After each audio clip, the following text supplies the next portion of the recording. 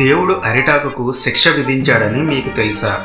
మామిడాకు ప్రతి శుభకార్యంలోనూ నేను తప్పనిసరిగా ఉండాలని, అసలు నేను లేనిదే ఏ శుభకార్యం జరగదని గర్వంగా చెబుతుంది. అది విన్న దేవుడు చిన్నగా నవ్వి తలుపు గుమ్మానికి తలకిందులుగా వేలాడే శిక్షను విధించాడు. ఇకపోతే కరివేపాకు.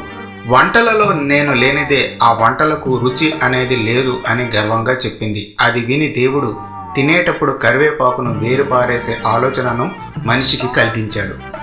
ఇదంతా విన్న అరిటాకు, మనుషులు భోజనం చేయడానికి తప్పకుండా నన్ను వాడతారు, అందుకే నేను మీకన్నా చాలా గొప్ప అని గర్వంగా చెబుతుంది. ఇది విన్న దేవుడు ఆలోచించాడు. అరిటాకులో తిన్నాక ఆ అరిటాకు బ్రతుకును చెత్త కుప్పల్లో పడేటట్లు చేశాడు.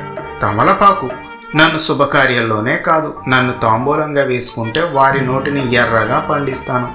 నాకు సాటి మరో ఆకు లేనే లేదు, నేనే గొప్ప అని తమలపాకు పొగరుగా మాట్లాడుతుంది.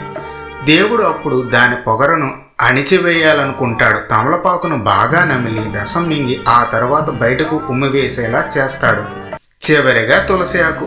నన్ను కూడా దేవుడు పూజలో వాడతారు, కానీ నా చివరి క్షణాలు దేవుడి నిర్ణయం మీద ఆధారపడి ఉంటుందని వినయంగా భక్తిగా పలుకుతుంది.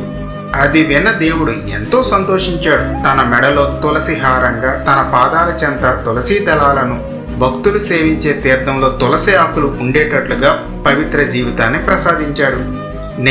నా వల్లే, నేనే గొప్ప, నా వల్లే అన్నీ జరుగుతున్నాయి అనే అహంకారంతో ఉండేవాళ్ళు మొదట్లో బాగా ఉన్నాయి, ఏదో ఒక రోజు పతనం చెందుతారు.